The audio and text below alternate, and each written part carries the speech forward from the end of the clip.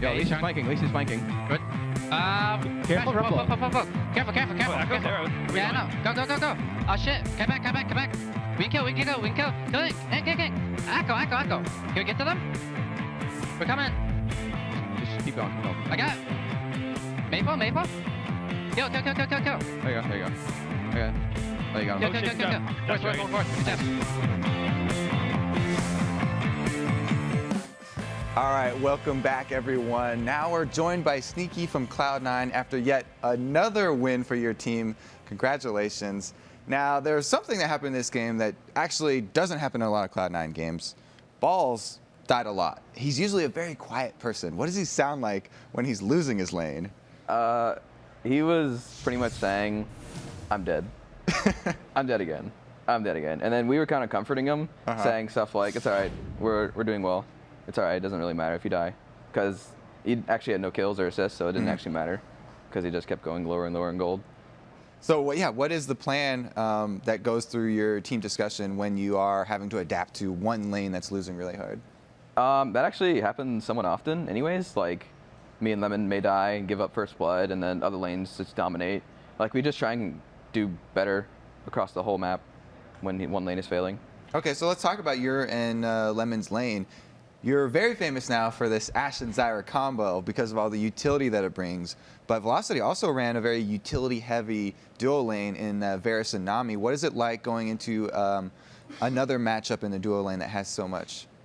It was almost an even matchup. I felt like we won because of their summoners. He had cleanse and heal, so they had no aggressive at all. And we were just able to win an entire trade because of it. And like Lemon flashed on him and they had to heal and they had nothing left, and we just won because of that. So when do you decide when you can go very aggressive and flashing forward, especially on someone like Ashe? It's a very risky gambit to go for those solo kills like on Maple Street. Well, that one specifically, he walked into me and I had a gigantic creep wave, so I was already slowing him too. I was like, well, this is a free kill. I had arrow up, I just arrowed, and he had to flash under his tower, and I just killed him from there. It just all depends on the rest of the map and then what advantages you have. Does the other team having a duo lane with so much utility change your guys' mid-game or end-game plans with how you want to choose your engagements at all? It definitely does. It makes us not able to fully engage whenever we want because they can disengage a lot of the times. But other than that, it doesn't really affect us that much. Are you guys worried at all about the Vulcan Mikhail's Crucible that they've started using against Ashe now? It's a pretty good counter, but it doesn't completely counter because a lot of the times Sona's not even near the arrow target, and even if the arrow hits like a Malphite, it really doesn't do anything for the Malphite because he's gonna get out of it in like a second anyways. Okay, so we all know that Lemonation is your support in-game, and he does that very well, but who is your support in real life? I guess my mom and girlfriend. They like tell me good luck and have fun and whatever, just good games and stuff after the games and before the games. Makes sense. Always good to have that support group too. So actually, you know, how did you really become pro? What's your path to pro, since so many viewers out there are wanting to be professional players now that the LCS is so big? Well, I started playing League and just casually, and then I just started going high up in the ranks. Like season 1, I got 1900 and I stood on that, and then season 2, I went all the way up to like 2650. I just played a lot of solo queue, and then people start to notice you, that you're doing well, and then try and pick you up for teams. And if you want to go competitive from there, you can. And you just start learning the whole team scene. So then once you did get picked up and you started playing with Lemon so much, how did he change your style, if at all, as an AD carry? Well, Lemon kind of controls the lane. Like when we're in 2v1s, he tells me to push the lane or hold it here and whatnot. But other than that, I was naturally aggressive, which just kind of meshes well with Lemon. Okay, so if you can think back to maybe a year ago, before you were a professional player, how has your life most changed since becoming a professional? Well, a year ago from now, I was in school. No, That's a big change. No, okay, I was in school. Like I was planning on going to school. No. I was in my summer term of college, and I was just starting to go professional. Like not actually professional, but I was playing in like the solo mid tournaments and stuff, just having fun. And I was just stuck in a dorm. But now I'm out here in California having lots of fun with my team, playing in the LCS. Sounds like a good life. So as a professional player, you're an AD carry now, but if you could play any other role professionally, what would it be and why? I would definitely play mid lane. I love playing champions like Orianna, where her ults are just game-changing. If you land a 4-man ult, they just get destroyed because they're all CC'd and slowed and just stuff like that. Like all the champions I played mid lane were either high utility carries or just assassins, and I don't usually get to play that with AD. So we've actually seen, even in the LCS, some teams switching up roles. Have you talked with anyone else? Have you talked with Hai about doing any sort of tricky switches and role swaps? Not with this team. I did it with my old team. Like my mid player Kenneth wanted to play AD. I was like, all right, I'll go mid as like Anivia or something. Now that you guys have really secured pretty much the top spot and your spot in Season 4 and playoff round buys and pretty much everything that you need to secure, are you going to open up and you do more flexible things, like try some crazy role swaps or new champions or anything like that? We're not going to role swap, but I could see champion picks being a little bit more crazy. But we still don't want to just throw games or anything or do stupid stuff like Jungle Brand. Okay, so no Jungle Brand. Now, our next game that is going to come up is TSM versus CLG, which has been one of the longest standing rivalries in all of League of Legends, pretty much since the game was competitive at all. Now, you have to have been a player before you were famous, just a regular player, and had maybe a different view on these teams. What did you think of TSM and CLG before you were on Cloud9? Well, I always watched CLG when they were in Korea. Like, I thought they were really good and just starting to dominate. And TSM was like in their prime a year ago. They were doing well overall and just beating everyone in NA. But now we're the top, and I get to play with them. And they're still really good teams, but obviously we're better right now. So how do you think your opinions have changed of those teams? Did your favorite between them change at all? Yeah, definitely. Yeah. I think I favored CLG more in the past, but now I'm favoring TSM because I'm closer with them.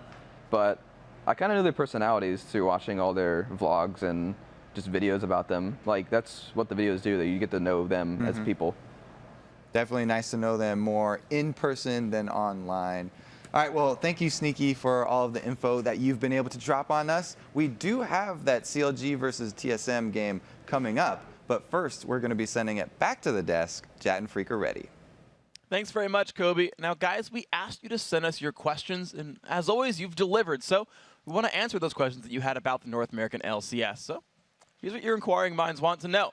At Volkamar asks, what has been the most memorable moment for you in the LCS? So there's a lot, because we can think back all the way to, I'd almost even say the LCS qualifiers. There's a couple. I would say one for like hilarity moment, and then the other one for regular, like best moment. I'd say the first one is actually the European qualifier, a team that's not in the LCS anymore, Dragonborns. Shushay and Hosan went to do like a chest bump, but Shushay was so much larger than Hosan that he just knocked him onto the ground like straight off the bat, which I thought was great. And then I actually have to just talk about the TSM CLG game that we're about to see, because specifically for the crowd reaction at the very end of that game. Because you and I were actually casting that one, and it was so amazing that when TSM had lost all 3 inhibitors, since Nien's Elise had died earlier, when TSM got the quadra kill, Wild Turtle got a quadra kill coming into the base, it was an ace. Like, the ace played on the screen, and you're just like, oh my god, because we just prepped everything of saying, like, man, they have to go on this push. If they get this, they might run to the base. And you thought with the ace that TSM was going to be able to win it. And the whole crowd was just saying, TSM, TSM. But then, like, the realization was the best memory about that part, when the fans realized that the game had switched immediately, because first off, Nien was alive. It wasn't really an ace, and the minions were taking down the Nexus. So just the TSM fans just all going silent at the same time, with the CLG fans like taking their place and almost having no drop-off in fandom, was like the coolest thing I've been a part of for this part of the LCS. Yeah, that was such a huge game. Now I can't even one-up that game, because that's That's the one. I'm sorry. I should have let you, because we were casting it together. I mean, that's fine. I can just take your answer and be like, I agree, Jet. TSM versus CLG was a good, but you're right. Like that. That's and it's because it's like the longest storied, like most storied matchup as well. Like they've been fighting for years, and TSM was always better. And now CLG's like 3-0 on TSM in this split, and suddenly like they're having their time, and then they're the ones outperforming. And yet to me, like. It still has to be that TSM CLG. Even if they're not fighting for #1, they're still fighting for a lot. There's actually one more that I remember. It's obviously not as like crazy because I was thinking of Nien just now, and I remember the relegation game when he was still on Marn and he was playing Corki. Yeah. And as the enemy team was pushing in, he went in solo as Corki and just killed the Nexus turret, and then the Nexus with like 50 health left because the minions almost killed him. That was like a distant second, but still pretty cool. I actually want to go back to the spring promotion qualifier, the very first one. Group stage, it was Marn versus either Cloud9 or Azure, I think it was in the groups, where both of Marn's group stage games, they had really, really bad early deficit, and they base raced to win that it. was against Cloud9. Yeah, and they're just like, oh man, this is rough. We're losing base race. Yeah, and I guess that was actually pre-Nien for Marn. I remember Kobe and D-Man got to cast that game. They were in like our stream 2, which we were doing for the qualifiers because we had so many games. It was like, yeah, we're just gonna throw down a base race. And then it, to me, like the beginning of the split then was getting Marned. That like they were a team that clearly, you know, they were the 8th team to qualify. They just barely made it in. They tended to have those early game difficulties, but they always squeaked things out. Like they either found the team at the very end or they had those crazy comebacks. And then this was like the Marn identity. It was just like, dude, they will just do crazy things to you. It's almost like the sort of the velocity now where you're like, dude, they ran jungle Ezreal. Like there's crazy things afoot here. They might pull out something crazy. And I like seeing those teams exist. And then you're always like, well, yeah, they're the underdogs, but you never know. Yeah, that's the velocity team that I hope we see a lot more of, is the ones that break out the new strategies and the things that, I mean, we can't verbize velocity, just like they got up. velocity. Yeah, it doesn't work. Get Marn works a lot better. I'm sorry, but reduce friction. It's like, no, none of these things work. Your inertia. Well, you know, the bigger they are, the harder they fall, which is a little bit physics based. Yeah. So I think we can do that. Yeah. We still haven't used terminal velocity, but we haven't. Yeah. Yeah. They're up to the. We got another question. They're almost there, guys. One more question for you guys. At 3 Moon Tide wants to know: are there any changes in the 3.10 patch that you think will majorly change the player picks, bans, or play styles? Yes, and there are a lot. So the 3.10 patch, at least when it reaches the LCS, is going to be a really crazy time. There's 2 main ones, and I guess we'll kind of touch on just both of them individually. Sure. The first one is definitely the turret changes, having more armor at the start of the game. Yeah. It's not going to ruin the strategy of people being able to push turrets down fast, but it's going to mute it a little bit. So I feel like, at least for Cloud9, they're going to have to adapt a fair bit, because I feel like that's the game that they're the best at right now. And for them to be able to seamlessly adapt to that is going to be a huge, huge thing. It's interesting, too, because just like the few games they played this time around, they actually used Meteos more defensively, which was a little bit different for them. He tends to push a bit more than he defends, but this time around, he was actually holding turrets alive. So, yeah, I kind of want to see how that plays out. It does make the 2v2 matchup much more even. That the AD carry support still tends to kill that turret off, but it'll take much longer. The 3v1s, I think, won't change at all, though, because the guy gets zoned off the turret, still and you probably just power it down. Yeah. It's going to be also interesting whether or not we see more 2v2 lanes, because while you can have that as a strategy to push down lanes, a lot of times it's also a strategy to get out of bad lane matchups. And since the double golem spawn timer has been moved back to, I believe, 2 minutes and 10 seconds. 205. 205. No one's going to be able to do those double golems and not lose an entire wave of minions. So if teams want to straight up just 2v2 against each other, they won't be putting themselves into any immediate disadvantages by going up against a team who'll hit level 2 first because they have done a small camp. Yeah, so, and that's kind of the continuation of the 3.8, 3.9 change, where we're like, guys, stop doing double golems. We want fair lanes here. It got moved back a little bit, and then a little bit more. Yeah. But the other change that I want to talk about, and this is one close to my heart because it's a jungle thing. Okay. But with the Runic Bulwark being removed, I think it actually changes a few things. And I've been back and forth on this one because there's a lot of theory thinking that since every jungler built Runic Bulwark and the item is now essentially gone, Not to mention the new Aegis of the Legion is different. It gives a magic resist aura, no armor, Yes. and then upgrades into Locket of the Iron Solari, which is still a good, powerful item, but it's not the same as building the Runic Bulwark. I actually want to bring up a specific on that real quick, just to help sort of enumerate what the changes are. So the MR Aura is 20 now. Aegis was 15, Bulwark was 25, so it's in the middle of those two. So it's similarly powerful. The 10 Armor Aura is gone, so that's lesser, right? Yeah. The double AD comps are, I guess, stronger by comparison, but it becomes significantly cheaper just to go like Aegis, even compared to old Aegis, especially compared to Bulwark. And I just want to get that out there. That's really good. Continue. Thanks for that. But what that makes me think is, as far as junglers like competing with solo laners and AD carries, I think if they completely bypass that item, they have an opportunity to be really good fighters. Because we look at a jungler like Meteos, who's actually doing that already now on Nasus with the Bulwark. He's running up to 80 carries and mages and even 2 or 3 people and just tanking the team. If he doesn't put his money into the aura items, specifically because at least before the very end of the game, jungler gold is sometimes even higher than solo laners because there's actually a lot of early gold packed in the jungle. And if they decide to take some lane farm like Meteos has, they can actually be the most farm members on teams.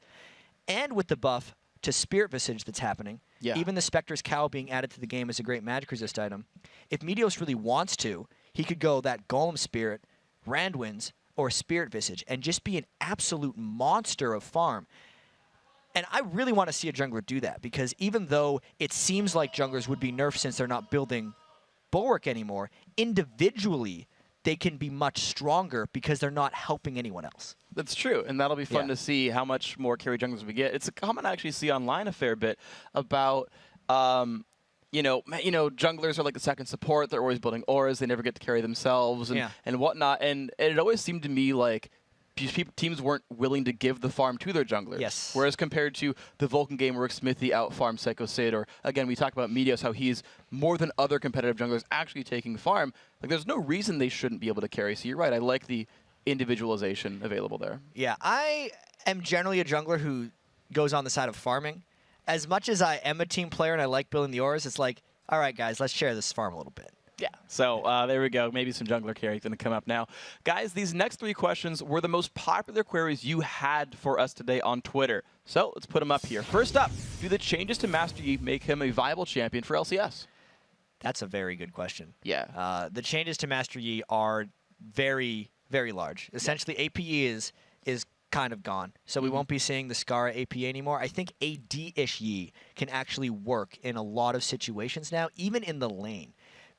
Considering Alpha Strike can now crit, and you might be better for speaking for the actual specifics of this change once again, because the Alpha Strike can crit on the Infinity Edge, when he jumps into the fights, it's the same reset gameplay, a little bit weaker, but then afterwards he's got that hyper carry aspect to him. So it's a very strange change that I haven't really gotten my hands on yet. He's really, really fun. He's a champion that I play a lot when I'm playing with friends, and I'm like, oh, I'm going to jungle Yi and tax a bunch and just get farmed. And you're right, he's this mix between caster and hardcore melee carry. Like, he's squishier than Tryndamere, he doesn't have the ultimate, has close to the same damage up, but has that caster burst. So to me, if you had to pick someone to consider him most closely to, it's Kha'Zix, where he'll jump in from kind of far away, burst kind of a bunch of guys, get a reset and keep jumping.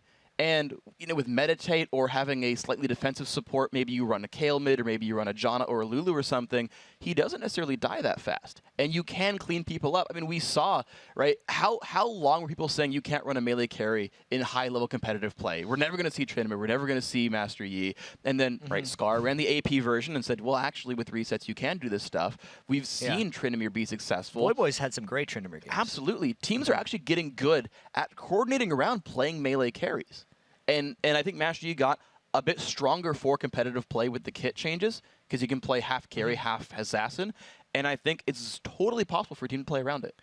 Yeah, I think so too. And I'm actually, I should know this, but I'm a little bit curious whether the Master Yi is classed as a total kit relaunch or just a rework. Because, for instance, Karma wasn't available for a month because the players needed time because of the scale of the changes. I don't know what Master Yi is classified at specifically, but we will announce it. Like we do know at some point. I'm just not sure of the specifics yet. So yeah. So by the time of Super Week, which if it is in, for 3.10, then yes, but I'm not sure if it is. Okay, Yeah. well, we'll see. It's going to be that, or I guess the North American Regional, if not. Yeah, That would make it a month something at like that that. point. So next question from you guys, though, is how do the top North American teams stack up against the top teams in other regions? Well, this is why World Playoffs is going to be so interesting. Yeah. Because we're going to be able to find out these things. I remember last year, not so well. But I think this year, because of how much internal leveling up these guys have done within the LCS, having a full season of practice in gaming houses and regimented experiences, their chances are definitely increased. We were talking about this a little bit earlier. I think Cloud9 is probably obviously the best chance of North America. Sure. And their ability to adapt is going to be super key because I feel like they are making themselves a little scoutable right now if they don't have strategies in their back pocket, which is actually something no one can know, and they've done a very good job of hiding them if they can. Yes. The one thing about Cloud9 that has actually always been a strength of theirs is from the point where they qualified for the LCS, when they came out and played, who did they beat? They beat Complexity, is they had those strategies practiced from scrims and ran them like 100% first try. So they're a team that actually has very good transition from scrim success to live event success, which means they can successfully practice unknown strategies that they aren't bringing out in LCS and bring them out with full confidence, which I think could play to their advantage. And then actually to talk about before, sorry, I'm taking up all your time. You're good.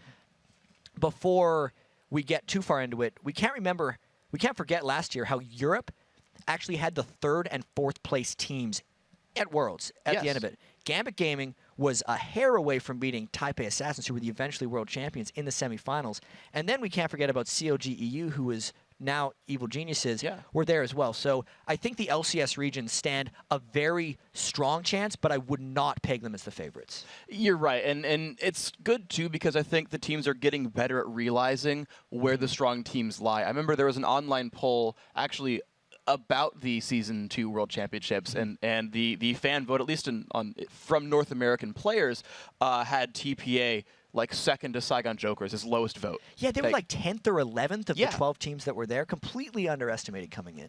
And now people are going to realize, look, all these regions have major leagues now. The Chinese teams have a major league, the Korean teams clearly have a major league, and the teams realize they can watch these games and learn who's playing. And there's been seasons of games to look at for these guys and say, okay, look, we'll get our group stage draw. We know who we're going to fight against.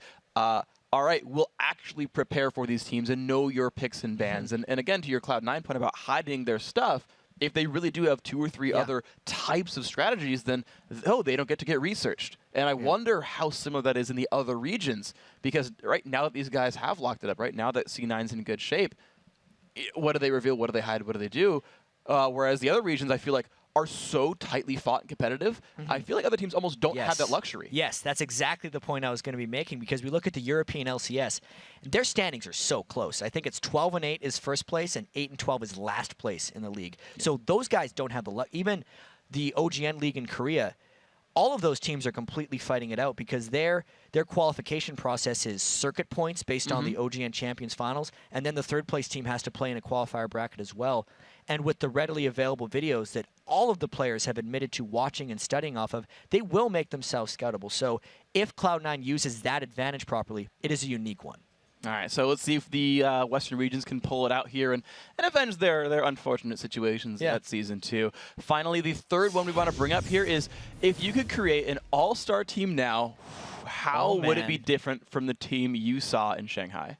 So this is the best way to make a bunch of LCS players a little bitter. But I'm going to go for it right now. All right. So we're going to be going off of this split. It's definitely going to have some Cloud9 members on it. Spoiler alert. Shocking. Yeah. I always like starting building teams. Or do you want to go first? Sure. Okay. So it depends if we have to use the rules in place because I like. What are the rules? Well, so the all-star rule was you can only get 3 people from a team. Okay, you're not allowed to send Cloud9. Okay. Because I was going to send Cloud9. That ruins the game. All right, so the guys I would remove from Cloud9 and put elsewhere. Okay. I don't want to say elimination because he actually makes a lot of the calls is the problem. But I was like, I almost want to send the bottom lane. He's like the coach on the field for those guys. So I can't not say Meteos. I can't not say balls. Like those have to come, and then it's like, all right. Okay, now but then you'd have to split up the bottom lane. I know. Yeah. Or like, I'd be more comfortable replacing High. Just I know he's a very important part of that team, but I think there's a wealth of mid lane talent. You've got guys like ManCloud who go crazy, and I think that's a safe replacement there. Yeah. I actually wouldn't bring Reggie. I would actually leave the C9 shot caller and not bring another active voice. Yeah, I mean, that actually worked fairly well for North America. I remember X Special talked about, like, had a very successful All-Star game. Yeah. Being separated from his regular shot caller. So I'm gonna say Elimination, and then I'm gonna bring another aggressive AD. So someone like Wild Turtle. He's actually played with Wild Turtle before, so that works They used really to be on well. the team. Yeah, exactly. So you got that. I mean, I can't drag Nian out. Like, be like, Nian, you're the AD carry, because he's in the top lane pool. And then a mid laner, yeah. Also, I'll say ManCloud and Wild Turtle, and the rest of Cloud9. All right, that's so that means Meteos, Balls, Lemon, Wild Yeah. Turtle, and all right, mine. I can't argue with Meteos right now. I think he's the clear choice. But with that being said, I'm going to steal your. I'm going to send Link in the mid lane. Okay. And here's why: because he's actually used to playing with not being able to get all the farm, which is I think is an incredibly important thing on an all-star team since there's not as much farm to go around.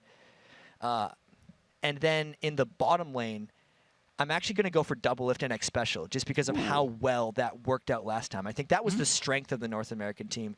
Nothing against like Lemon Nation and Sneaky, but I feel like Cloud9 has such amazing team synergy. That's actually their main strength, as well as being tremendous individuals. But Sure. if we're building an all-star team, we're allowed to do crazy stuff like this. So it's Meteos, Link, Double Lift, X Special. And then the top lane is definitely the hardest choice.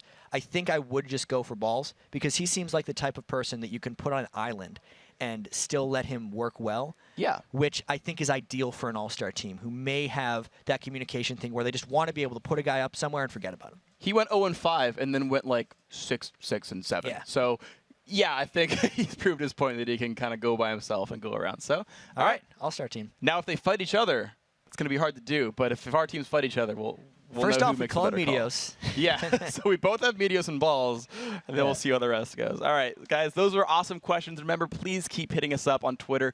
We are at LOL Esports, and be sure to use the hashtag LCS. Now, coming into the summer, Counter Logic Gaming's new top laner Nian had some big shoes to fill. And while CLG's players saw a lot of potential in Marn's former AD carry, up to this point, Nian's career has been plagued by a lot of bad luck. He finally made it, and the reason is everyone just knows he's good. He has a lot of motivation, and he's very good mechanically. He doesn't miss CS. He plays mechanically extremely well. He can 1v1 people very well. I don't know. I think he's just gotten unlucky. I feel like Nian it's basically just bad luck, because he was with the original C9, and they lost, so they couldn't get into LCS. Not being able to qualify for LCS the first time around was heartbreaking to everyone on the team. This looks like the end for Cloud9's journey at the regionals. Azure will be moving on, Riv. From there, Turtle, Lemon, and High decided they were going to stay on the team together. Yuzuki decided he was going to quit the game altogether, and I decided I was going to try to join another team. He finally found a home on Marn, and he made it back into LCS, and then Marn gets kicked out. I got offered a sub spot and the starting position on Marn. On Marn, we also failed to qualify for the LCS. It seems that I'm not very lucky in that regard. The series could be theirs. Marn thinks differently. There's too many members of Velocity on the Nexus, and they're into the LCS summer split. You can see Marn disheartened. You have to be. There was a season in front of you, and it slipped through your fingers. Unfortunate ending for a great team. I think I'm the only player that has failed to qualify twice, but I've still remained in the LCS. So now we have this LCS player, capable player that's been around the block but hasn't really found his home yet. When we got him, we thought that he was a player with a lot of potential because we saw that he was the only one doing consistently well on his team. The extended Penta to come in if he can take down Hotshot. The red buff proc goes on. If it's his, Nian Tanso finds the overall Penta. The farm that came out from Nian Tanso, 13-0-5, 457 minion kills. That is just out of this world. If I told my previous self when I first started playing League that I would eventually make it onto CLG, one of the main teams that I watched streams of all the time back when I first started playing League, I would be pretty excited. Top lane was always my weakest role, so I was a bit skeptical, but I knew that I could do it if I truly put my mind to it. Nian is wreaking havoc on the back line. He's no longer killable, and it's going to be Team Solomon going down. I think the thing that I like most about Nian is that he's self-motivated to become the best. He puts in a lot of work. to be on top of his game and just to constantly improve. He actually has the potential to be like a world-class player. It's just an amazing feeling finally getting recognized by one of the top 3 teams. That's what I always wanted. I think my ultimate goal as a professional player is to be widely recognized as the best player in my certain position. I just want to have that respect from not only the pro players, from the public as well. I'm going to just aim to be the best player I can individually, but also on the best team, because it doesn't matter if you're the best player if you're not on the best team. So hopefully as a team, CLG can improve and we're all going to be the best. And Nien's quest to be the best continues in the next test. Counterlogic Gaming versus Team Solo Mid. And so far this summer, Nien has been CLG's lucky rabbit's foot against TSM. They've won all 3 games against their longtime rivals since he's joined the team. Yeah, not only has Nien had very solid stats against TSM, his most memorable game as a member of Counterlogic Gaming was against TSM at MLG. He not only took out all 3 of TSM's inhibs in front of Dyrus, but he got a 1v3 triple kill in his base while CLG's minions took out the TSM Nexus. Which is an awesome showing, but yesterday, Nien and CLG weren't as lucky. They dropped both of their matches and watched their record fall 2 games below 500. And this is a very dangerous point in the season for CLG because they're trying to break out of the bad habits they've created and kind of change their play style leading up to Worlds. But there's still a ton of pressure on them to win games so they don't fall out of the playoff picture and so they don't lose in the playoffs if they make it. Yeah, exactly. And so if Nien and CLG can deal with that pressure and beat TSM for a 4th time in a row, they'll actually then tie Reggie and crew for 3rd place going into the final week of the summer. Yeah, and last week it looked like TSM had finally turned the corner and were ready to make a run towards the top of the standings. But you know, TSM lost today to Dignitas. Vulcan has won all their games this week, so that lead is growing. And TSM is now 3 games behind Vulcan in the loss column. Another loss to CLG in this match would put 2nd place virtually out of reach for TSM. Yeah, they'd have to go perfect, and Vulcan would have to go 0-5 pretty much at that point. It's going to be tough to do. So we'll get ourselves into the game in a minute. Let's check out the starting lineups. On the blue side is Counterlogic Gaming. Nien in the top lane, Big Fat LP in the jungle, Link in mid, Doublelift on AD carry, and Shouster as the support. And in the red corner, we have TSM with Reginald in the top lane seat, Oddrun in the jungle, Dyrus sitting in the middle, Wild Turtle on AD, and X Special on support. And now, guys, we're about to head into Champion Select, but first, well, it wouldn't be a match. It's TSM versus CLG. I want to see who you think is going to win this match. According to LOLesports.com, 66% of you think that TSM's going to end the O streak against CLG and win this summer. Well, 3 times it has been in the other direction. But at the same time, CLG's looked a little shaky lately. Yeah. They're 0-2 this week already. TSM's 1-1. TSM's had some very close games. It is TSM versus CLG. I feel like we're going to see another very close game, and it is incredibly difficult to beat a team 4 times in a row in a season. Season sweeps are not easy to come by. Yeah, you're right. It's a difficult thing to do. Every once in a while, that team just finds you out. And actually, it was a tweet or something that one of the TSM members said. And it was like, we really don't want Doublelift to call us trash. Let's please not make it 0-4 so we can have some of that saving grace. Because how do you call someone trash when you just lost to him? It's very difficult, actually. Well, he could do it. You can totally do it. Like, hold on. You're trash. That's how you do it. Ah! Whoa! I was didn't even beat me. Doublelift to CLG. No, it's okay. No, it's okay. TSM. No, now I know how you feel. Thanks. Whatever. We're gonna move. I'm just gonna solo cast this game, guys. Right. Here we go. Rumble and Zed banned out by CLG, and looking at my crystal ball, I expect Karthus banned out as well against TSM. If you're wrong, you're gonna need me. You're gonna need me if you're wrong for this one. Please, Nien, please ban the Karthus so I can feel good about myself. Yeah, because as we mentioned yesterday, the 2 most banned single champions for people was actually Twisted Fate against Nien, Karthus against Reginald. Maybe they'll first pick it? Maybe CLG will first pick it. Actually, there's a very good chance TSM is forced into this ban because CLG can take it away from him. Let's see. Yeah, it just depends what they really respect here. Of course, the Shen was dropped away from Dyrus. He's been good, that champion, really all split long, all freaking 3 years long, to be fair. Last ban for TSM. Here we go. What do they respect? Because they're like, they didn't ban Karthus, and that's just gotta be a little bit of a new shock for them. They didn't ban anything. They didn't. No. All right. Shots fired. Man, everything's involved. I got nothing for this one, so now CLG says, all right, well, a lot is on the table right there.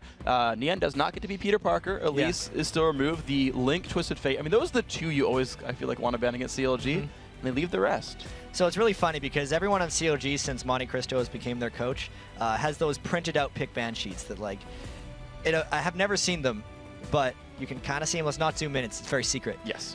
Apparently, it outlines all the different pick ban scenarios and which direction they're supposed to go. I don't think there's going to be anything on there for what if TSM doesn't use their bans.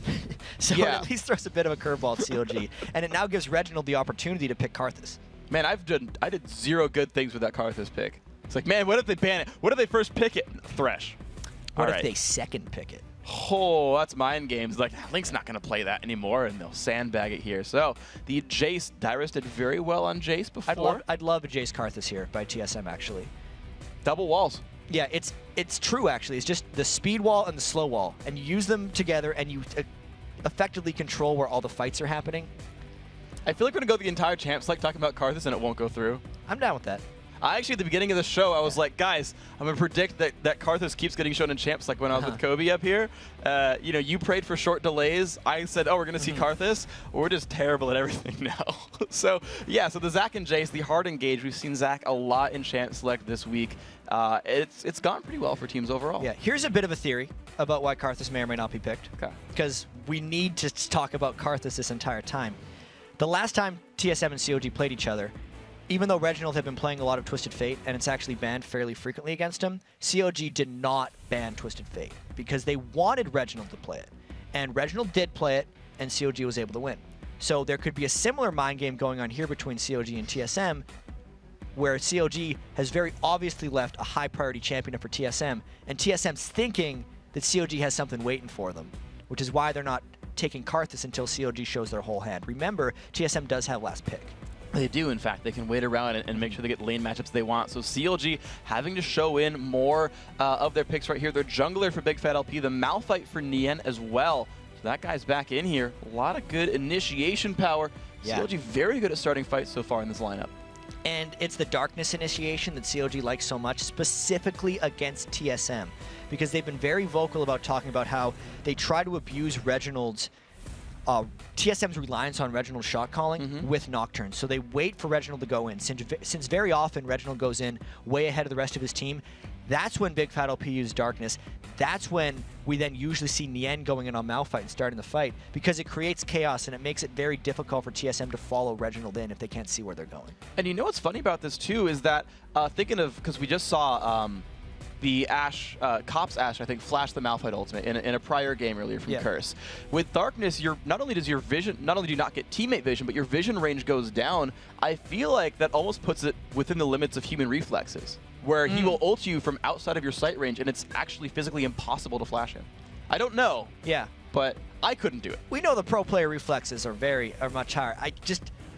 We've seen X Special play Thresh, and we've seen Doublelift play Vayne. Those guys react pretty fast to a lot of things. But for mortals that aren't Doublelift, right, then we can pull it off. My Vayne mechanics can't dodge, like... I'm trying to think of something really slow. It was actually, in the Vayne spotlight, I happened to tumble and dodge a Jarvan Q that I wasn't intending to, and I totally just sell that I intended to do that. It's pretty good. I'm like, yeah, I dodged the Jarvan Q because I happened to press the button. Remember that other thing I did that was really awesome? Yeah, I did that too. Oh man, that was so great.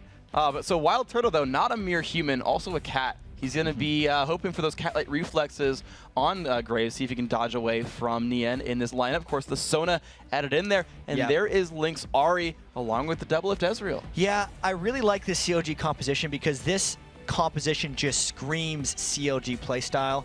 Doublelift will be able to try to abuse his mechanical proficiency to sit on the outside of team fights, whereas everyone else, especially Link, I really like how CLG's went away from Orianna, because even though Orianna is a very CLG champion, it allows him to make more individual plays. And like when CLG beats Vulcan, it was a lot of it off of his spectacular play on Ahri landing a lot of good charms. And it's now going to be the last pick for TSM. Karthus. And it's not Karthus. So for the first time in the split, there was not a Karthus in TSM's champion select. He's going back to the Kassadin that he liked so much before and says, yeah, Ahri, not a bad matchup for me. I'm going to rock this. You don't pick Karthus into Ahri generally either, because Ahri can pretty much kill him when he hits 6. And it also makes it almost increasingly difficult for Karthus to use his ultimate when Ahri is even close, because it makes free charm, triple dash, you're going to stop that cast. And Reginald's Kassadin was okay in their previous game against Dignitas, even though they lost. So I like how TSM waited to the last pick. And essentially didn't take the bait of CLG to pick Karthus. They were probably expecting that Ahri pick from the onset. Especially when you consider how hard CLG can go and look at picks. I mean, Karthus is going to be a little bit defenseless when a Malphite jumps on him. You're like, I'm in the air, I'm dead. So, or even just go through it. Sure. I think is something that CLG's composition could do very easily. Karthus would not have fit well into that TSM comp, so it was actually smart of them not to pick it. No, good idea by CLG trying to bait it out. Good job by TSM not taking that bait. As you said, the mind game saying they knew about this. They have a plan. So think smart. They know. I gotta believe that these are two of the most experienced teams in LoL history. Yeah. They've got to know the champ select games at this point. I feel like TSM probably should have banned Nocturne with their last pick because that is a very core CLG pick against TSM. Yeah. But they may have been panicking a bit when they ran out of bans. Oh, well, so. Yep, only 2 coming through. Yeah. Not 3, not a big deal. CLG fighting for the right to tie TSM in 3rd. These guys have the shot to get themselves to the top 2 of the standings at this point. Vulcan is catchable. It's very slim shot, but they can do it, yeah. Yeah, it is slim. And of course, at the same time, Coast has the chance of catching these teams for top 6. There's definitely with, well, counting this 6 games to go for these two teams, they can drop to 11 and 17 or 10 and 18. That's not a good record. I would actually go as far as to say that this game is more important for CLG than it is for TSM, because TSM has such an outside chance of getting second. They have more of a cushion of still making it to the playoffs, whereas if CLG continues to lose games, they run a much higher risk of losing their playoff spot. CLG continues to lose games. Just tell it like it is. They haven't been winning very much. It's just a good double acronym, that's all I'm saying. Okay, sure. Yeah, I didn't. Anyway, it was just a joke, really. It wasn't supposed to be a slight on them at all. Actually, there was in the last episode of Game Crib, what Link or someone was trying to like. Is there a good acronym that makes fun of TSM? Because constantly losing games is so clever. We don't have anything to come back at you with that one. So, that's. We could go on for that, but it would be very. I feel like. No, I mean, we're not trying to make fun of them. They're great players. Let's be fair. Anything that starts with team and then has 2 other letters is very easy to say team something like that. Yeah, definitely. Or Team Solo Mebdi, that confused a bunch of people over in Europe for a while. It was very confusing. It was messed up. Stole their acronym. But TSM making their decisions here in the early game. And look at Wild Turtle. He actually didn't have anything to do early game. He actually stood by his own turret on Graves and just said, all right, you know what? My job is to be defensive. We're not going to face check anything. We're using defensive wards. And we'll be okay here. And CLG, all they've gone for is a couple of aggressive wards into the opposing jungle and then say, all right, let's take our standard setups here and get the level 1 without much interruption. It's an incredibly tame level 1. I actually feel like CLG just went back to base because they wanted to reset their lane positions based off of where they got their wards into TSM's blue buff jungle, and now they're just going for those lane matchups. And interestingly, no one on CLG is visible by Solamid. There's only the 1 aggressive ward by Solamid on the blue buff for CLG, but Nocturne's starting red, so TSM has to go blind into the lane matchups. Now, they're going to be standard setups here. Dyrus fights Nien, Link fights Reggie, and the duo lanes fight the duo lanes. CLG had a little bit more knowledge than TSM did going into this. Yeah, we'll see if it ends up giving them any benefit. I think Doublelift and Chouster really want a 2v2 this lane because they've actually decided to run down. Or wait, they did double golems, didn't they? I think he has 3. No, they don't. They help the red buff. Yeah. Because he doesn't have any bonus CS double lift. What happened to the double golems? Oh, maybe he did, and I'm just silly. All right, I'm just bad. We like to do this, like things that we should have been paying attention to, and then talk about them too much. Is that Shen ult up? I swear it is. Oh my god, it's available! Oh, right, but this lane in particular, Doublelift usually takes a pretty large time to ramp up, and this is actually Chouster's most played support. Yeah. I really want to see if he can land some hooks on X Special and create some early action. Dueling against Graves is actually incredibly dangerous for an Ezreal to do.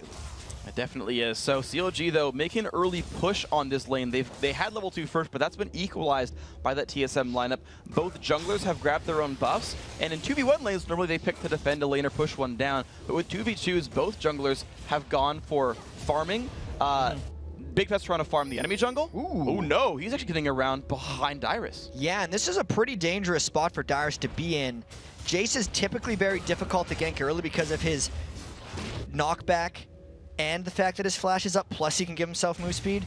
but this is a very patient gank by Big Fat LP. He doesn't want to go with that giant minion wave, but he does anyway. And he has good enough reflexes. I've seen him block these knockbacks before. Nian takes that one. Here comes the jump in. Blocks the slow, gets the fear, still gets knocked back by Dyrus. Actually blocked the melee Q instead. And there's a counter gank onto Nian, down below half HP. Big Fat LP blocks the shock blast, now flashes away. Both of them at about 200 to 300 health. More attacks coming through. Red buff slow, not doing too much. Looks like CLG gets away, but a better gank by TSM. Yeah, this was a huge win for TSM actually, because the size of the minion wave when that gank approached actually lost in the end a lot of experience. Not to mention they also got the gank a little bit turned around since they just didn't get the clean initiation onto Dyrus. So Nian's going to teleport back in, but the pull comes in. They actually pulled on Wild Turtle, but he goes in for the pressure under double lift. Exhaust is burned. Do they have the damage? There's the other barrier. Chowster in a duel with Wild Turtle, who has 100 HP right now. Flayed back in. One more. Flash, the exhaust, not enough. Chowster taking the kill, now has to run from the minions. Great pickup, CLG. That is just Thresh confidence more than anything else. As Nian gets ganked again by the odd one, nothing's happened there. I want to talk about the bottom lane again. The confidence of Chowster to stick through that and actually wait for Wild Turtle's barrier to go down and then stick through to then get the damage in was very well played. The late exhaust not saving the AD carry. Beautiful stuff here. The early laning lead, and this is CLG, man. They are praised for their bottom lane. They pick an early fight. They get the victory out of it as well. That is exactly what I would expect to see CLG do, I would say, in a 2v2 lane. And I think one of the reasons these TSM CLG games are so great is no matter how the teams are doing in the greater context of the season, it always feels good for the team and the fans to beat the other group. So CLG is a losing record on the season, but if they win this game against TSM and go 4-0, it's like success. This was great. All the CLG fans are like, yeah, CLG's best team NA. Yeah. Beat TSM, GG. That's all we wanted. Here we go. Reggie, though, just trying to keep up in his lane. He's actually holding on decently, 24 to 30. It's the bottom lane that's kind of rough right here with the 41 to 29 score line. Dyrus actually, interestingly enough, Nian has actually caught up here, has very equal scores. So it is basically that bottom lane that's making everything happen for Counter Logic. And we got to see in that Nian feature that played before the show how everyone talks up Nian's lane ability and his 1v1 potential. So even though he has to come back from that failed gank where he lost a lot of minions, he has that Dorn Shield and Cloth Armor plus very good mechanics to just keep up with last hits. It's going to be a difficult lane for Dyrus to harass him down, just knowing how Nian can avoid harass and also get his farm. But the one thing I do want to point out on the TSM side is the odd one. Since he'd only spent a little bit of time counter ganking, he's got a significant minion lead on Big Fat LP, but the Flay comes out on a Wild Turtle. Arcane Shift actually, I believe, dodges the buckshot from Wild Turtle. So you have a 35 to 24 minion lead for the odd one. He's got boots when Big Fat doesn't. So it's going to be a pretty big odd one. And I think they're really going to start battling each other once they hit level 6. Big Fat LP will usually look to combo a gank with Link. Not necessarily in the mid lane, but they'll kind of 3 or 4-man gank either the bottom or top lane. And the odd one is going to have to read that and be there to counter, because the odd one will be stronger item-wise at that point. So if he can accurately predict where Big Fat LP goes, he'll be able to get a successful counter gank down. And the Odd One actually waiting to knock up his own buff. He knew the timer. Odd One is the guy who keeps the timers, as far as I remember from watching his stream. Yeah, so he's like, the master of that. My red's at 408, 708. All right, Lizard's mine. So he's actually already hit 6. Again, I want to kind of point out the farm lead he's built for himself, because he's got half a level on Big Fat LP. If he wanted to make things happen, he could without Paranoia available. Yeah, it's just really about him being able to move around the map and counter. You see Big Fat LP still level 5, slowly level 6. That doesn't seem to be high on the Odd One's priority list as of yet, though.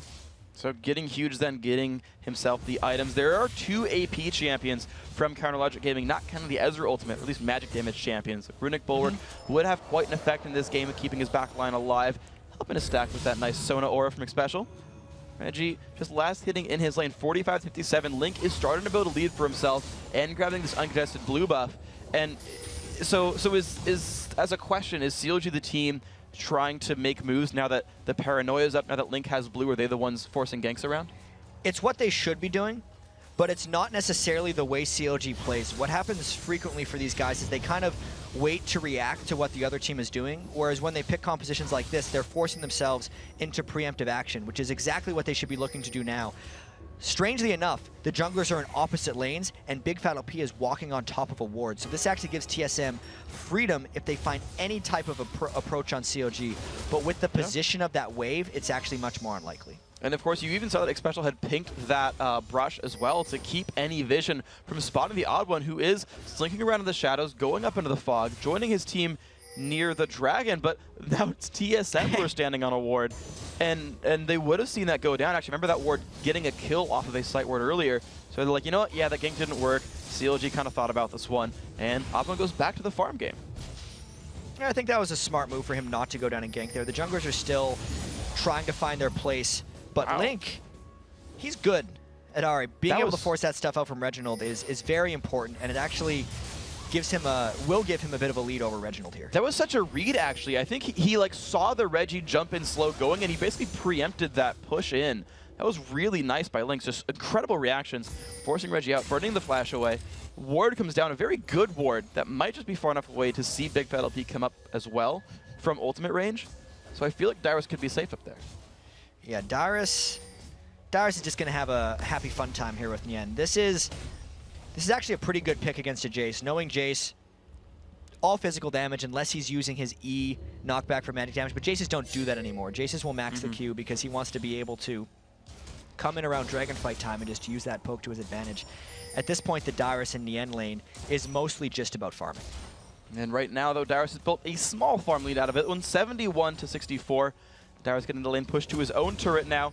Potentially could get Zach coming in from the side, but that won't happen here. Nien does have teleport now, though, back up. He used it early on after that gank.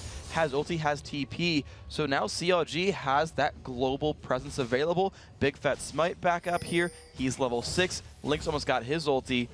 I know you said CLG tends to react a little bit more. This is a new comp to them in a way.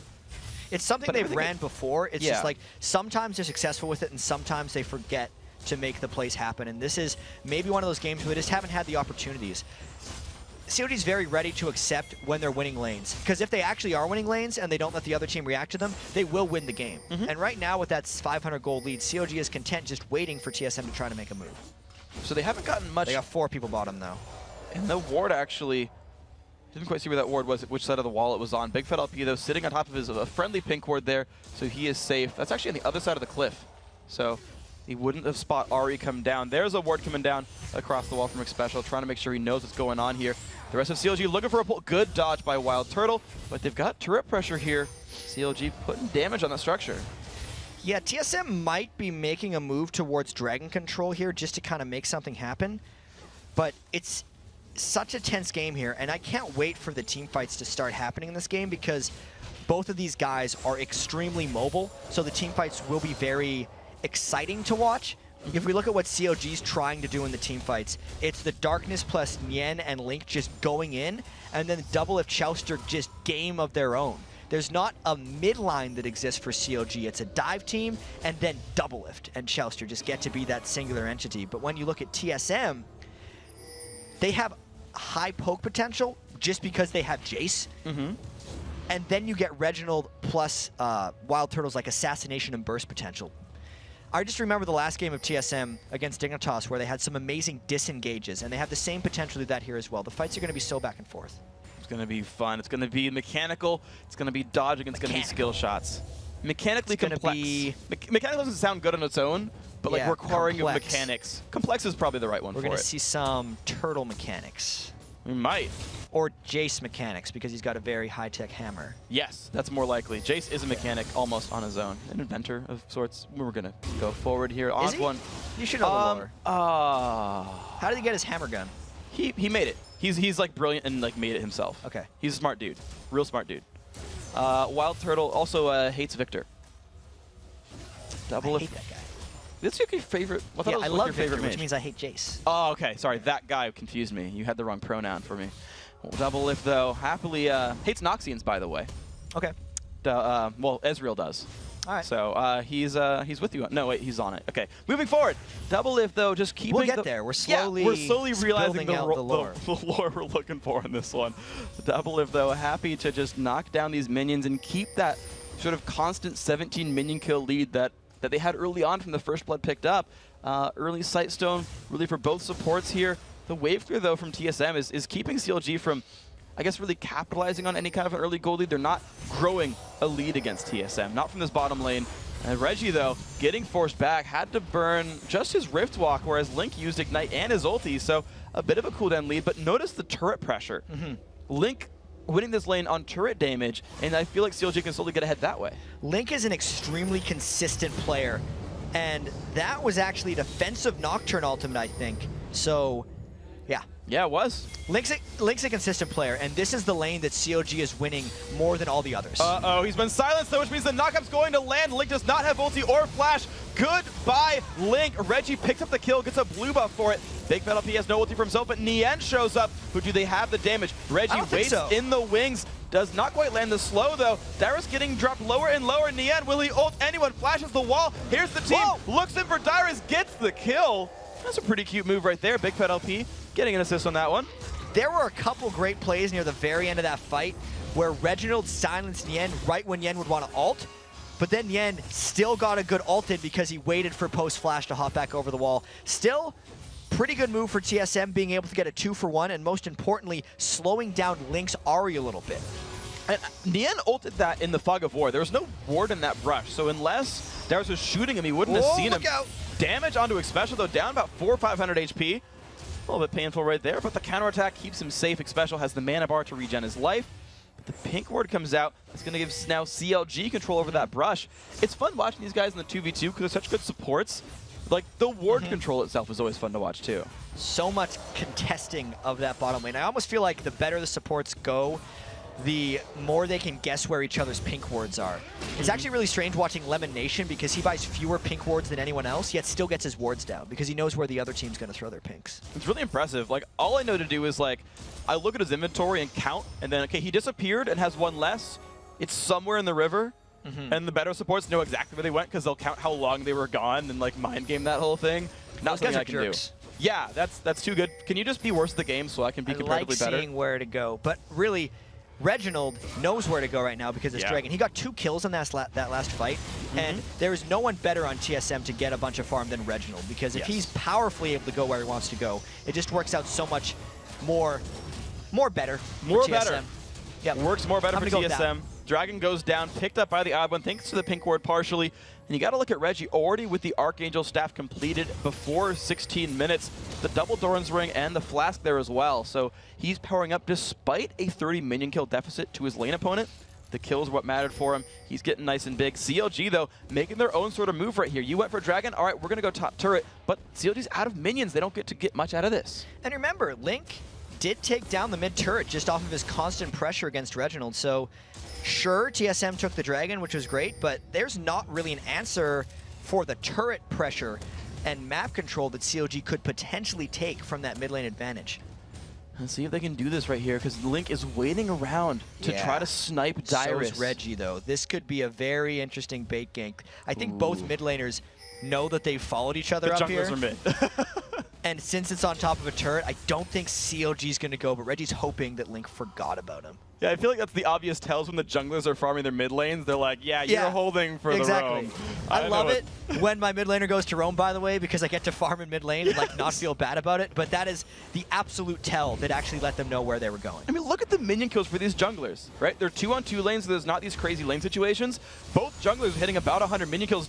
Oh, Reggie tries to dodge the charm, can't do it. Takes a bunch of damage there, and that's Ignite Burn. He's got to run away from this one. And TSM's lane dominance is actually starting to take hold a little bit here. Even without Big Fat LP camping lanes or creating a little bit of extra pressure in lanes, they've managed to take both the bottom lane and the mid lane turret. What? By the way, Dyrus finding the catch there on the Link. Goodbye, Ahri. And the top lane turret won't go down. TSM baiting that turret basically really well. Has not much HP, but they find the kill. Nice done. Nice job. Nicely done. Yeah, that was interesting. I would love to see that one again just to see how that happened. And we have the replay up right here. Looks like Link just got hit, shock blasted over the wall, and was exploring, didn't expect the burst. Yeah, he actually tried to ward the brush to the side. That was a fresh ward he put down. Was like, I need to look for Dyrus. Oh, crap, he's found there. him. Yeah, found him. Whoops, with my face. And just the silence over the wall. Good job using the Fog of War, TSM. You like that one too much, Jack. Don't worry about it. Whoops. All right, so Wild Turtle, though, donated an earlier red buff than we normally see from AD carry. So TSM looking, I would guess, to move into team fights. But Counterlogic Gaming, man, they really want turrets. I like this game out of CLG, getting the turrets down, kind of taking the game into their own hands. If they could get down 3 turrets before TSM gets down any, it is a new style for CLG. We've seen them do this once or twice before. I remember they did this in a few games last split, near the end, where CLG would have a really good initiative early on in the game and take turrets, and then not be able to close out the rest of the game. We'll see if all that new planning and habit breaking can create a more cohesive move for CLG after they get the outer ring down. All right, now Nian had just pushed the lane out. He's definitely even looking for the inner ring a bit there. The full minion wave got to the secondary turret, forced Reggie to defend it. Link's now going to get his blue buff. You see they've actually moved Doublelift and Chowster to that top lane. They clearly know what the next objective is, putting more numbers up there. Dragons it up for a while. Yes, can we please kill Wild Turtle for this turret? And honestly, Doublelift now up 30 minions. He has a completed Bloodthirster and Manamune compared to no completed item for Wild Turtle. It's a big power spike. And we know by watching Doublelift on this Ezreal, when he gets going with items, it's good stuff. And the pull is there. The box lands on the Wild Turtle. Exhaust. The crescendo comes across. Big Fat LP blocked it with his spell shield. The man's reflexes are uncanny. Good kill. And getting the red buff from Wild Turtle is the best thing that could happen to Doublelift, because it's almost like he's got his Iceborne gauntlets now and is close to being like a full blue Ezreal 15 minutes before he actually should be. This could be a great moment of power for CLG and Doublelift. First turret goes down. No oracles worn by Chowster, whereas Special already did grab one. So we'll see if the investment pays off for TSM, because right now, well, CLG doesn't need wards. They know where you guys are anyway. Here's the engage fight. comes across. The knockup is there. Chowster dropped low. Shock Blast lands as well. Take that back. Maybe they do need wards, because there's 1 kill picked up. Big Fat LP is low.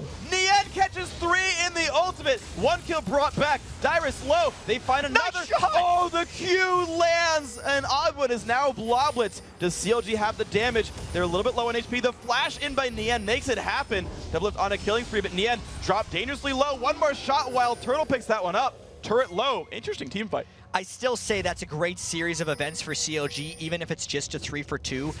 Being able to get 3 kills onto Doublelift, as well as let him wear the double buffs afterwards, is going to have so much impact. Let's take a look at the replay of this. It looked like a good initiation for TSM, but it was actually the teleport from Yen that killed it. Having that timing for that ultimate, exactly in the middle of TSM to get all 3, he could not have positioned that more precisely. And then the snipe Q from Doublelift really sealed the deal. That was absolutely beautiful play. So Counterlogic Gaming getting the team fight coordination that they wanted, making the 5v4 happen. That teleport so massive, the triple knockup. Yeah, Nian. Perfect. We had the video about how you wanted to be the best and you wanted your team to be the best. Well, that ultimate was one of the best as well. Yeah. Yeah. Just wanted to, say something that was a good job, Nian. I was trying to think of something cute, and it just... I mean, you could be Dave decided Grohl and to just go, say, yeah. the best, the best. I was going to say, like, the best around, but I was trying to make, like, a circle joke because Malphite Salt is a circle. You are trying really hard. This is what goes on in my mind, by the way, too. Whenever someone says something and I pause and say something dumb. I don't usually cast 6 games with you over a week. Yeah. Plus, we've had all those nice chats in between games. So I've just infected you horribly. This is actually an interesting point in the game, though. We need to get back on topic. Yes. CLG can get a fight fairly well, but they need Nian's ultimate to be up. Once that happens, they're going to be able to dive straight into TSM. And based on the recent success that CLG has had in these fights, I'd expect them to actually look to be aggressive. Well, they've got control of the dragon right now. They've taken a bunch of wards down. Chowster wearing the oracles. Big Fat LP for the first time ever misses a spell shield, by the way. But it might just be enough for CLG anyway. It's dropped lower and lower in HP. There's a smite coming out. That's going to be last hit by Big Fat LP's Duskbringer. And now they look for the mid lane. And TSM is actually trying to stall out this game a little bit. Normally, it's Doublelift who's off where Wild Turtle is right now, just trying to farm off by himself and negating a large amount of their map presence. So now, since TSM knows the big damage threat for TSM is off in a side lane, it allows them to just go straight up the mid lane here and get a bunch of damage on this turret. Reggie coming in from the fountain, Wild Turtle coming in the right-hand side. Is it enough for Counterlogic Gaming? Their minion wave is 10 seconds away, and they just tank the turret a little bit to deal like 80 damage, and here's the wave. TSM are nearby. Yeah, Wild Turtle's been able to loop up a little bit, but that still means that TSM had to react to what the CLG was doing and stop farming that spot. CLG is still looking for any type of team fight. Even better for them if they can get it in the jungle, since once you use that Nocturne ultimate, all the fog of war becomes impossible to see inside of. All those wards that you've placed in the jungle become negated, and it's just such a more clustered place. The Nocturne ult denies even more vision. Yeah, it's impossible to see in the brush, isn't it? Yeah. Specifically, that's why Nocturne Akali is so cool. Because if you pink ward inside an Akali Shadow Shroud while a Nocturne ult is running, you still can't see her. Oh, man. So have fun with that one. It's got to be your own oracles, otherwise you got nothing. Quick, buy 5 oracles against Nocturne. All right, let's do this. But then only the person with the oracles could see it. Why you buy 5? Oh. You're one step ahead of me. Costs 2,000 gold. But it's worth it because you can see Akali. Double lift ults. Ooh, that's interesting. Yeah, CLG had no ward coverage at all on the top side. Chaustra's Sightstone, he has regular Sightstone. He ran out of wards, couldn't ward TSM's jungle. Double needs to shop. He has almost 3,000 gold right now. And that's why he was scouting that Baron, because he's waited so long to make something happen that if CLG actually would have fought, they wouldn't have been at an advantage because they were waiting so long for him to buy items. But now he's bought that Iceborne Gauntlets and he's good to go. So just waiting around long enough to finish that item there, and here comes the Kite Train for Double Lift. Has a good amount of armor to survive Dyrus and Wild Turtle as well, which I do like as part of that build. But Nien, he's lurking in the shadows. He's in a brush himself, saying, hey, Reggie, do you want to be afraid of me? The TP almost up for he just Nien. used it. This could be rough. He's not going to do anything. He can't. For a second, I thought, we've seen all these Kassadins use their Rift Walk to farm and then just getting killed, and I was like, oh man, Nien's going to blow him up.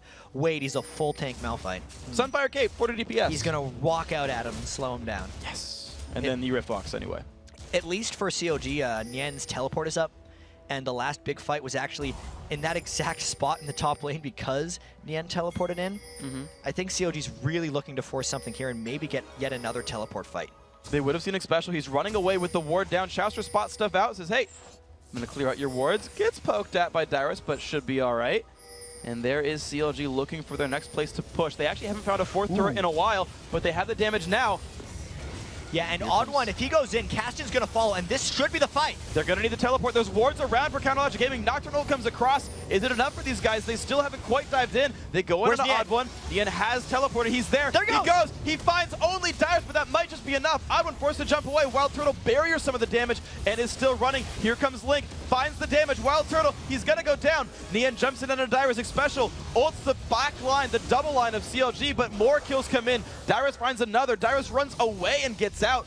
Only 2 deaths actually for TSM. That's impressive. But think of how low TSM is after that fight. CLG's going to be able to continue pushing, get this turret, and unlock an inhibitor. This is now 5 turrets to 0 for CLG. Tremendous map pressure throughout the map. And look at the home guards scaring them away. Reginald had been stacking his Riftwalk actually while that was happening. You saw how much mana that first Riftwalk cost. It was already like 4 or 5 stacked. They knew to be afraid of the home guard Reggie. CLG now, they look for another pick though. They catch onto the Odd One. Here we go, Iceborne Gauntlet, a lot of damage. He's so small. Popped in a little Bloblets. Another power play now up here for Counterlogic Gaming. And then they also give the kill to Double Lift afterwards, which was just so expert for them. I want to talk about that last fight again though, because that was a perfect example of how Big Fat OP uses his Nocturne ultimate to stifle TSM engagements. Okay. As soon as the Odd One went in and started bouncing, Big Fat OP knew Reginald would be behind, and he just used his ultimate right away. So the TSM lost sight of things. That's how Nien snuck in behind. Reggie's chasing down Double Lift, trying to get away from this one. Oh, here comes Link though. Reggie, will he dive in? No, the Lantern comes across. Reginald's going to survive in Double Lift. 404, death's not found. 405, not as impactful. All right. I was so sad he got an assist there because he was trying to run away and I was preparing the pun. Okay. But then Reggie screwed everything up. Because he was 4-0-4. Yeah. Yeah. Okay. That's not found. It was cute. Now it fails. Wild Turtle, though, going to find the turret finally for TSM. 1 on the board. And it's going to be Double Lift clearing the wave out, but otherwise still a 4,500 kind of gold lead for Counterlogic Gaming. They're pressuring well. Yeah, let's talk about the Reginald chase there, though. And that was very indicative of TSM when they start losing games a little bit. Their team communication, you can see everyone in the TSM screens right now. Odd One, Dyrus, none of them are talking because they don't know what to do right now. And Reginald also didn't know what to do, so he tried to make a crazy play. And when that stops working, a lot of people say Reginald's very easy to get into that mode. TSM generally falls apart. So CLG has him there right now based on that last play, and they need to capitalize. Let's see if they can do it then. CLG hoping to keep the pressure on, shifting the members around. You can see Nien still on the right-hand side, this time without teleport, though. which will give an opening for TSM to actually get a real 5-on-5 if they can find it here. Reggie, of course, Riftlock always available, can always start things out, and the rest of the TSM ultimates are up, in fact. It's just really the teleport, the only major cooldown that's missing in this game. But CLG, though, despite that, have enough presence of mind to take over the Dragon right here. Double Lift and Chaucer taking that one very successfully as Neon kept pressure on the right-hand side, and TSM were forming the top. And CLG is at a very, very good point for themselves right now. Having Double Lift at 4-on-5 on the Ezreal build specifically is how they generally win games. So anytime TSM wants to dive in for a fight, if they overcommit in the slightest, Double Lift will run them down with those Iceborne Gauntlets and get all the kills. And he's done that so far. He's been part of 9 of his team's 10 kills, been a huge impact player this time around. And you're seeing CLG move forward. They've got that secondary right-hand side turret, that inhibitor not too far away from them. Of course, the top lane inhibitor actually bare, but CLG says, no, we actually want the secondary ring of turrets first. We'll deal with the inhib later, it seems. It's a good strategy. Knowing that they have that huge turret lead and an ever-growing gold lead just means CLG should play it safe, because they've been able to dictate this game to TSM. It doesn't mean they have to start being reckless. And they're definitely not being reckless here. They're very measured in their engagements. You're seeing them not dive. It's not Neon running in, starting things, saying, I'm a tank, I can do this. It's them really just playing the map so well. CLG coordinated, taking the objectives they need. We talked about them running teams like this before and not knowing how to close it. So far, they're definitely not making any mistakes, but I'm wondering when they start to turn the screws and close in on the base. And one thing I'd like to mention as well about CLG being a little different than they have been in the past, I don't think I've ever seen Big Fat OP with this much farm at this point in the game. Specifically because he's tank Nocturne every game and he needs to dive in and initiate. The fact that he's taken a little bit of extra farm this game has just allowed him faster access to that Runic Bulwark to, you know, guard against at least Caston and Zach, who are trying to peel for him, and just be there for longer so CLG can clean up fights. It's very important for CLG that both Big Fat OP and Yen can take damage when they go in to just make that dive buddy formation more successful. Yeah, and you look at him, he's a Kindle gem up on the Odd One. He's also even investing in pink wards to help his team with map control compared to the Odd One, who's, you know, yeah, he has a green ward of his own, but Big Fat OP definitely spending plenty of gold to keep this one happening. The Oracles from Chaucer paying some dividends there, keeping the wards cleared away from TSM. Counterlogic Gaming are saying, all right, we might not have the easiest siege. They've kind of backed away from turrets once in a while, but they've certainly taken a lot of control over this side of the jungle. Yeah, this is going to be the tensest point in the game for TSM because CLG needs to be able to pull the trigger on a finish here. And if they get poked like that on a Dyrus, it's a great start. But it's dangerous because of the active items that have been completed. Think of the Muramana that Dyrus has. It's also matched by Doubleless Muramana. Seraph's Embrace has been completed on Reginald for a while, but at this point he has Zhonya's, so he's much harder to take down if they try to focus him, specifically when he dives in for Double Lift. Nien is in a bit of a bad spot here. He's a little alone, gets knocked up into the air, has to run backwards, has a Lantern to jump to, finally gets away, but has half HP. That was enough, though, for Counterlogic Gaming to take their 7th turret of the game. So Nien takes some cooldowns, soaks up the damage, gets out, turret. That actually really worked well for CLG. Weird, right? Because they all peeled for Nien, they didn't defend the turret, and CLG was able to just take it. I almost feel like that was somewhat intentional, or at the very least comp, because Nien didn't flash, he didn't ult. He just was like, oh yeah, I'll grab that Lantern and my team will take the turret. I really like that move. I gotta imagine if TSM burned major cooldowns, that they like let's bounce if they used yeah, then he would have ulted away. Yeah, he just ulted away. Like he knew they have to burn more for me to have to use this cooldown. And of course CLG as well could have re-engaged and been like, oh no crescendo, please let us 5-on-5 you. Yeah, pretty cool. Yeah, so good stuff there. Nien being tanky, making it work for his team. And it's fun to look at players like this and the different sort of builds they make. Thinking back to his Elise, before it started getting banned out, he was like rushing Death Cap. He was going high AP, more damaging than most other releases played. He played half tanky. This time he's like, look, I know I don't need damage here. I can go straight tank. Early Rain was not an Abyssal, not Sork Shoes, goes for Frozen Heart, goes for all this kind of stuff. Different setup here. I'd say one thing Nien does with his item builds is he will go all in on an idea. He's not hybriding his Malphite. He's not going Sorcerer's Shoes, Haunting Guys, and then tank items like a Magic Pen Malphite would. He's just saying, I am a giant rock, and I am building all of the armor items in the world so the Wild Turtle can't hurt me. And that is his main objective. And I like the fact that he's at least one-dimensional in his builds because it makes him more powerful at doing that thing, as long as CLG plays focused. And CLG running double tanks very clearly here. Big Fat LP getting good farm, being nice and massive, going towards what looks like Locker they are in Solari here. As we are in 3.9. Double is sweeping away some wards. Has to be afraid of Reginald. The guy doesn't have a lot of MR. Good flash by Reggie, though. That hook, I think, would have hit him. So an escape right there. But now you look at CLG. This is cute. He's life-stealing off of Baron, but being out of range for aggro. That's cute. CLG's done a lot of cute things this game. I gotta say, though, TSM is in a lot of danger here. They could land a 4-man crescendo, but they back off and actually open up CLG's opportunity for initiation. They crescendo 3 members, but just walk away from that one. TSM didn't want to fight, but had to lose a cooldown to do so. Waiting in another brush. CLG still waiting to face check. Nian so beefy, he happily face tanks anything he wants. And this gives Counterlogic Gaming control of the red buff. TSM has to find something to do here. It's just difficult because the last time they initiated, they just were blinded, essentially, by the Nocturne ultimate, and they haven't thought of a team fight since then. It's been, I'd say, almost 10 minutes since that team fight, and TSM has only lost map control from then. So TSM needs to fight a little bit in the open if they're able to get this, so they can almost punish CLG for not having a mid line. They were able to at least find a turret kill down in the mid lane. And Nian, though, looking forward at Dyrus, slows him down, makes them run backwards from this one. Yeah, Sona Heal pretty much eclipsed the damage output from that one. But that was a good move by TSM. They found something to take down as CLG was running around Baron. Didn't take the bait. Now CLG, though, again, trying to control it. This gold lead is not very big either. 6,000 gold now 35 minutes into the game, despite the 7 turrets to 2 lead, is a very turnaroundable team fight if TSM plays it right. But Awa gets full caught out and turned into Blaublitz. Will TSM re-engage? No crescendo is up. The Blaublitz gonna go down. CLG takes that one. Chouster and Nian a little bit low.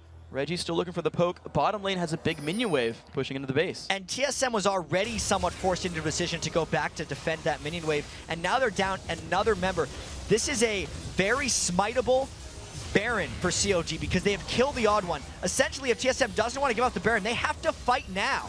They're getting a little bit lower health from CLG. Good smoke bomb kind of hurts the re-engage here, but can the damage come across? Baron still have. Chouster goes down. They find the kill, and Reggie pops his Zonias. Link goes as well as 2 kills picked up. Dyrus cutting away from Big Fat LP. Doublelift trying to kite away. Wild Turtle staying alive. Big Fat kills on Dyrus. Wild Turtle alive. Kills off Nian. It's now only Doublelift and Big Fat LP. Double finds 1 in a duel with Reggie. Look at the damage output. Doublelift with a double kill. He is massive at 7-0-6. That fight at least stopped CLG from getting the Baron. That was the spread out fight that TSM wanted to take.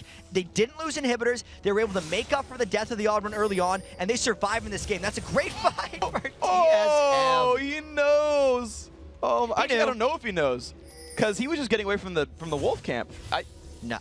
You're saying he knew? I'm just going to say he knows, because it makes him look cooler. All right, we're going to ask him after. I'll give him that one. He's Ezreal. He doesn't need a map. True. For those who couldn't see, which is everyone, Jack throws his pen down like he's dropping the mic. What now? We're wearing headsets, so he can't drop the mic, so he takes something else. Yeah. CLG, though, starting up on the Baron. Odd One is a surviving member here, has the jump, has a ward, has smite. It's going to be a battle between the two. He can look because he's on a ward. This is very dangerous for CLG. They don't know. Wait, Odd One is on a ward. Why are they still doing this? The ward just died. They think they can outsmite him, but like they have to know the Odd One could go in. Double peels off early. This is a very dangerous situation for CLG. Double does have flash, gets in there and just survive from Dyrus. Smite comes out. That's a pickup for Counterlogic Gaming. They baited an Odd One, got the kill. Nian zone the rest of the team out. Double was 1 hit from dead, though. That was a very late flash. That was very bold by CLG after a game of very measured decisions. That was an incredibly risky one. But they trusted in Big Fat LP's ability to smite, and he has proven it again and again this year that he can get the Baron down in those smite wars. Very well played by them. So another lead picked up here for Counterlogic Gaming. Almost 9,000 now from all the moves they've made and taking up the Baron, getting the kills and whatnot. Really good stuff. Of course, Nian back on the split. TSM, though, have the map control for Dragon. They can close the gap at least a little bit here. Yeah, this is a consolation prize for giving up the Baron, I feel like, because at least CLG went back to shop and buy some items. After that, you can see Doublelift has hit full items. He's even got his completed scimitar. That is the scariest thing that you can see as a team of TSM, is a 16,500 gold doublelift, because that means he's reached the late game only 38 minutes in. He's $4,000 above all his teammates as well, so you've got to kind of hope for CLG's sake they give the farm elsewhere for now, unless he really wants to sell boots doublelift. Not sure he would, but CLG keeping the pressure on. Well, they have Baron buff. So for most AD carries, for a full 6-item build, you would want to get that Zephyr. I don't know if doublelift will do it because he gets more cooldown reduction from his lucidity boots. Yeah. But it's an interesting choice. I think if he ever gets to that much gold, he would sell it, but who knows? We'll see if we get there right there. He is wearing blue buff, so right now he's maxed out at the very least. Let's see where they go with this one. Putting damage onto this top turret. Yeah, and this is a really good moment for CLG where TSM is scared to fight them and they can just get that inhibitor uncontested. Yeah. What really matters now, though, is how CLG maneuvers around the next turret, because you can hold off one inhibitor being down this late in the game when you have no Baron to worry about. It's the second that is the make or break moment for teams when turtling. And TSM especially, I feel like with his gold deficit, kind of want to farm off a dead inhibitor. Of course, Baron's still up. Counterlogic Gaming looking to make some pushes in. They've got Nian to initiate, and Reggie's nowhere around. They know they isolated Reginald, and it takes a long time for him to get back. But they have cleared the wave with Jace Poke. CLG going to get as much damage down as possible because they know TSM won't fight until Reggie home guards back in.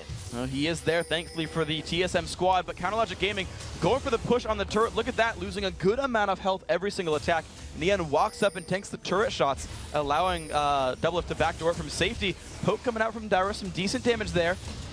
Push still coming through. Look at this, losing HP down to about a quarter. TSM have not found their engage yet. And TSM doesn't have the ability to clean initiate right here. They're trying, though. They jump in, the crescendo lands, double down to half HP. Reggie gets caught up and charmed. He is gone right there. Let's bounce from the Odd trying to clean up the rest of the team, but he's been exhausted. The chase still coming on through. Odd about to be split down and killed. The knockup onto Wild Turtle, feared as well, and he goes down. Counterlogic Gaming winning a huge team fight right in TSM's base. And it's that wall of tanks that CLG has put up that is making it so difficult for TSM to move through them in a team fight. I said that CLG doesn't really have a mid line, but they didn't need it because their front line is so tanky. And they're just pushing in right there. 40 seconds on the respawns. 5v3. They catch on a Dyrus. There's the hook. There's the pull in, doing more damage. Last turret goes down. That's going to be the 10 of 11. And Counterlogic Gaming looking for it and going 4-0 against TSM in the split. They prove again that they just have TSM's number. This was the most decisive CLG victory over TSM. You can hear him talking now, saying how it was a great game and how things went so smoothly. And it really showed in that 40-minute victory. Very, very impressive, and that puts them into a third-place tie with TSM at 11-12 right here. Wow. A few games behind Vulcan, sure, but third place coming into the last week is definitely a good place to be. You're at the top half of the standings. Your playoff spot looking okay. Right, you can, you know, get hurt in the last 5 games, but these guys are going to be looking, at least CLG, looking pretty happy coming into the last week. It gives them a little bit of breathing room, but I don't think it gets them out of the danger zone yet. No. Super Week is so many games over such a small period of time that if they have a bad week, they're still going to be struggling. But they at least get the momentum coming in and the confidence boost of knowing that they have 4-0'd TSM, specifically if they even get to the playoffs. How much that's going to play into TSM's mind if they actually end up playing each other. Well, think about it. If the playoffs play according to the seedings, that's going to be the match for the third and final North American spot. Just assuming the seedings play out. Yeah, if they went straight. Yeah, you know, it's a random thought, but if they did, right, you clearly have the number, and you know that you're fighting for 3 spots across 6 teams. So who knows exactly who you're going to fight, but you've got to win some matches there. Yeah, and I just have to say once again how well CLG played that game despite having a very poor week. So maybe, as every CLG fan loves to say, it's so hard playing against CLG because they'll have the great games, then they'll have not so great games. That was a good one. That was a good one. So grats there to Counterlogic Gaming, bringing it up to a third-place tie. But now we've got to take a short break. But when we return, we're going to have an interview for you guys. It's going to be awesome. And then it's time, of course, for our final match of the day, Team Coast versus Team Dignitas. The North American League of Legends Championship Series will be right back.